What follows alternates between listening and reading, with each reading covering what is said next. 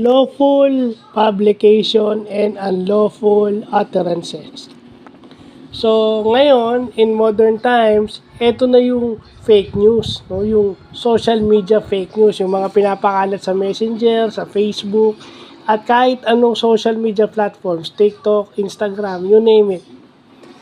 Pag nag-post ka dyan ng hindi totoo at fake news yan yung tinatawag na unlawful publication kasi pinost mo. Kung naka-live ka at nag-video ka, unlawful utterances.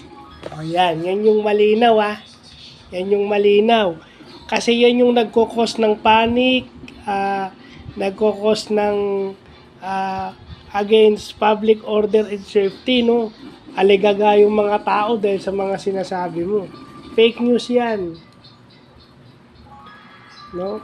Patong-patong ang pwede ikaso sa'yo. Pwedeng inciting to sedition ng ikaso sa'yo under the revised penal code.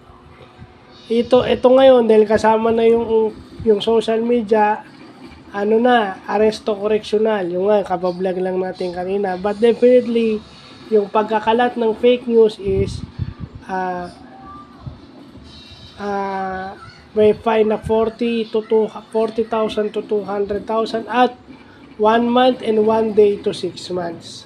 Bukod sa malaki ang multa, makukulong ka pa ng 6 na buwan. So, yung credibility mo apektado. So, ano tong unlawful publication at unlawful utterances? Yung mga pinopost natin sa Messenger, sa group chat, na hindi totoo. Diba? Yung mga business establishment, that includes yung mga therapy centers na wala namang malinaw na agreement, no?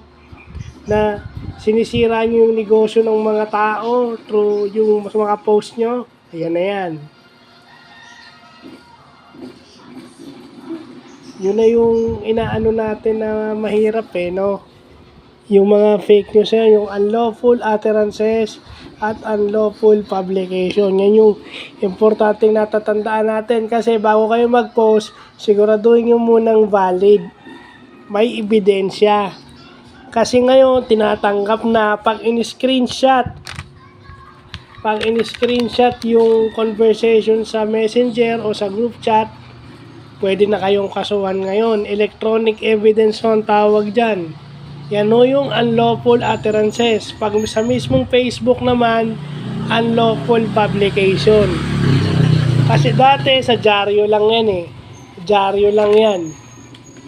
Sa dyaryo lang yan dati. Pero ngayon, sinama na yung online platforms.